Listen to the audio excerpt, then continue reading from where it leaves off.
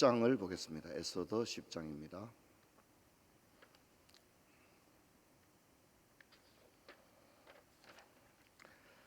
1절부터 3절입니다. 짧기 때문에 같이 읽도록 하겠습니다. 에스더 10장 같이 읽습니다. 아수에르 왕이 그의 본토와 바다 섬들로 하여금 조공을 바치게 하였더라. 왕의 능력 있는 모든 행적과 모르드게를 높여 존귀하게 한 사적이 메대와 바사의 왕들의 일기에 기록되지 아니하였느냐. 유다인 모르드게가 아수에르 왕의 다음이 되고 유다인 중에 크게 존경받고 그의 허다한 형제에게 사랑을 받고 그의 백성의 이익을 도모하여 그의 모든 종족을 안위하였더라. 아멘. 우리 한번 인사합시다. 반갑습니다. 잘 주무셨죠? 네, 고맙습니다. 40일 특별 새벽기도 오늘 이제 마지막 날인데 40일 동안 여러분 저 너무 고생을 많이 하셨습니다.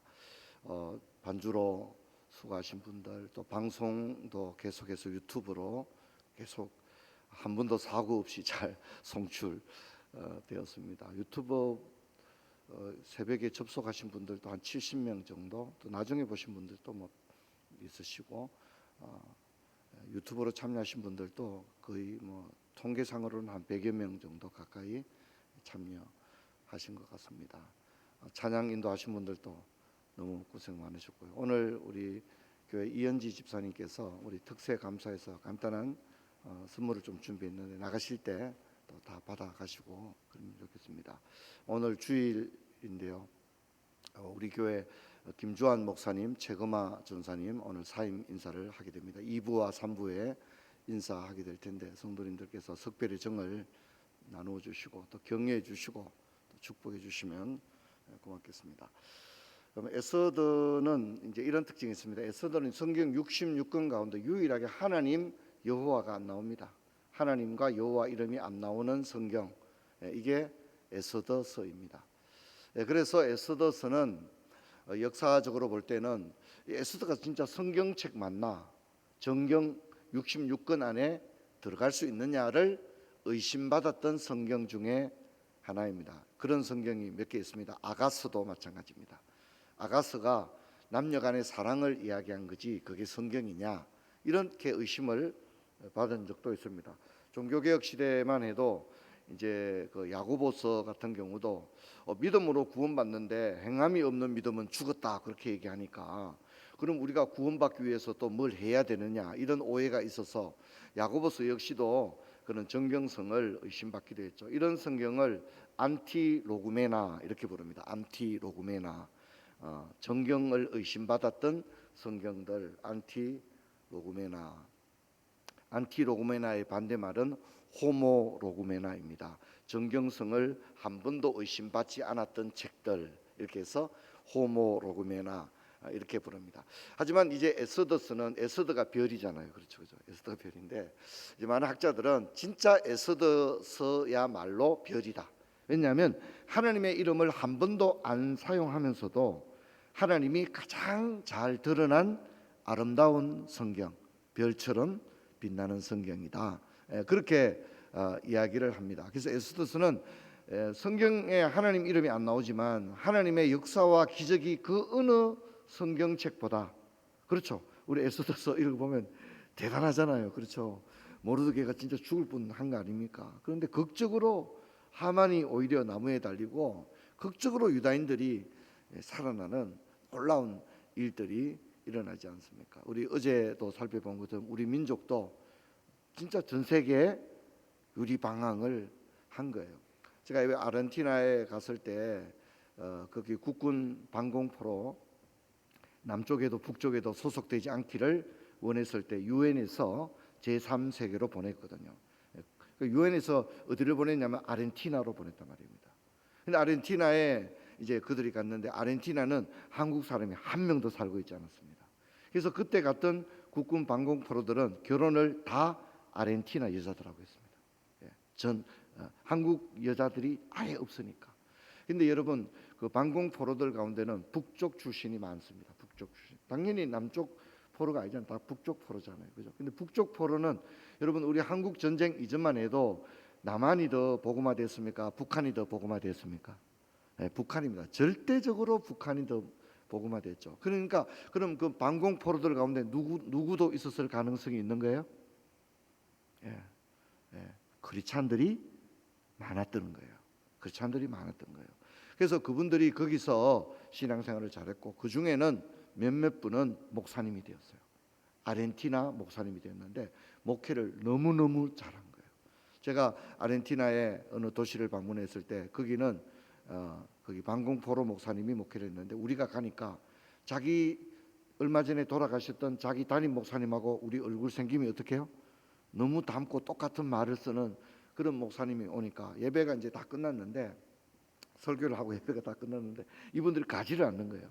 가지를 않고 저를 꼭 한번 안아보고 싶다는 거예요. 자기 담임 목사님이 저하고 생김새가 똑같은 그런 목사님이었으니까 그래서 안아보고 싶다 그렇게 한 얘기를 들었습니다. 또 거기서 들었던 얘기는 신기한 얘기를 들었는데 그게 아르헨티나는 얼마나 산면이 바다로 둘러싸여 있습니까? 그런데 배를 몰고 먼 데까지 가서 고기를 잡지 않았다는 거예요. 가까운 데서만 고기를 잡았는데 그게 그 방공포로 가운데 한 사람이 이제 선장이 된 거예요. 선장. 근데 이분이 얼마나 용맹한지 배를 몰고 대양을 막 지나면서 엄청난 고기를 잡고 그래서 마치 어떤 그 신화적인 선장, 신화적인 선장으로 남아 있고 그 사람의 박물관도 있는 걸 봤습니다. 참 그래서 제가 느낀 것은 뭐냐면 진짜 우리 민족은 일제 강점기와 그리고 한국 전쟁으로 인하여 전 세계에 흩어졌지만 좀 하나님께서 우리 민족을 유다 민족처럼 복 주셔서 가는 곳마다 하나님의 은혜를 입고 또 가는 곳마다 발전시키고 그런 역사가 있지 않았느냐 그렇게 생각합니다. 여러분 우리에게도 때로는 에서드처럼 하나님은 하나님의 이름이 안 나오는 성경, 하나님은 마치 침묵하시는 하나님 그리고 숨어 계시는 하나님으로 보여집니다. 종교개혁 당시에 마틴 루터가 종교개혁 당시에 너무 힘들고 어려우니까 그래서 마틴 루터가 그런 얘기를 합니다. 하나님은 숨어 계시는 것 같다 이런 표현을 했거든요. 그래서 그 유명한 숨어 계시는 하나님이라고 하는 개념이 나오게 되어집니다. 우리도 마찬가지입니다. 때로 하나님이 숨어 계신 것 같거든요. 하나님 도와주시면 되는데 하나님 왜 안 도와주시나? 또 하나님은 침묵하시는 하나님 그렇게 우리에게도 느껴질 수 있습니다. 여러분 이제 우리는 이번에 무너진 성벽을 재건하자 이런 주제로 달려왔는데 제2성전기 포로 기환 시대 이야기는 회복이 중요한 메시지입니다. 성전이 회복되고 성벽이 회복되고 이스라엘이 회복되고 예배가 회복되는 것이 에스더를 비롯한 에스라 느헤미야의 중요한. 근데 중요한 것은 누가 재건을 했느냐 하는 겁니다. 누가 재건을 했느냐. 우리 성경을 보면 스룹바벨, 예수아, 에스라, 느헤미야, 모르드게, 에스더 사람들이 대표적인 인물들이죠. 하나님 저런 사람들을 통해서 일하셨다는 것입니다. 하나님은 지금도 누군가를 통해서 일할 줄로 믿습니다. 하나님 누군가를 통해서 일을 하십니다. 근데 여러분 이분들의 특징이 있습니다. 스룹바벨, 예수와, 에스라, 느헤미야, 모르드게, 에스더의 공통점이 있는데 이분들의 공통적인 코드를 보면 거룩을 추구한 사람들이라는 겁니다. 거룩을 추구했다는 것입니다. 그래서 타협하지 않았습니다. 그렇죠? 에스라, 느헤미야도 제가 그 산발라선 사마리아의 맹주라고 했잖아요. 그죠? 근데 사마리아 사람들이 여호와를 믿었고 예배를 드렸다고 했지 않습니까? 근데 그들이 여호와의 이름을 불렀지만 신앙은 정통 유대 신앙이 아니고 뭐였다고 그랬죠? 제가 혼합 종교라고 그랬죠. 그죠? 그래서 같이 하지 않는 거예요. 같이 하지를 않았습니다. 그리고 이제 우리 어제도 배웠지만 불어라는 말이 제비뽑기라고 배웠죠. 기억나시죠? 불어라고 하는 게 신년 운세를 보는 제비뽑기와 같은 것이었다. 그렇기 때문에 모르드게는 하만이 하는 일에 함께 할 수 없었고 절하지도 않고 엎드리지도 않았던 거죠. 그래서 이 모든 사람들의 공통점이 뭐냐면 거룩이 베이스가 되어 있어야 됩니다. 근데 오늘 우리 시대를 보면 어떻습니까? 거룩을 지키기가 어려운 시대죠. 우리 시대의 정신은 거룩과는 너무너무 거리가 멀거든요. 그리고 이들은 경건했습니다. 어떻죠? 늘 기도했죠. 그렇죠? 이들이 늘 기도했다는 것을 우리가 알 수 있습니다. 그리고 이들에게는 애통이 있었습니다. 여러분 우리가 이 나라를 바라볼 때 애통이 있고 오늘 우리 시대의 교회를 바라볼 때 애통이 있는 그런 사람들 되기를 바랍니다.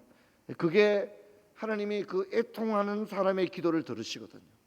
그냥 뭐 허락하시든지 말든지 설렁설렁 기도하는 게 아니라 그 가슴에 애통이 있을 때 하나님이 그 기도를 들으시는 겁니다. 그리고 이들에게는 뭐가 있습니까? 또한 열정이 있었다는 거예요. 여러분, 페르시아의 고위 공직자들이었잖아요. 그렇죠?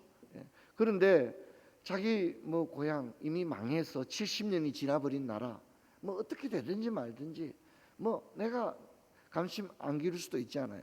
그런데 그들에게는 열정이 있었습니다. 여러분, 1차, 2차, 3차 포로 기환으로 넘어온 사람들은 다 열정이 있는 거죠. 그죠? 예, 그리고 이들에게는 뭐가 있습니까? 충성이 있었습니다. 한 번 맡으면 대충 한 게 아니죠. 그 대표적인 인물이 누굽니까? 바로 느헤미야였습니다. 우리 배웠던 거 기억나시죠? 예, 한 번이 아니고 두 번이나 돌아와서 자기 일을 했는데 그는 총독의 녹을 먹지 않고 예루살렘을 재건하는 일을 위해서 애썼습니다. 근데 여러분, 오늘 우리 교회와 또 우리 가정에 누군가는 이런 느헤미야, 모르드게, 에스더 같은 그런 재건하는 사람이 있어야 할 줄로 믿습니다.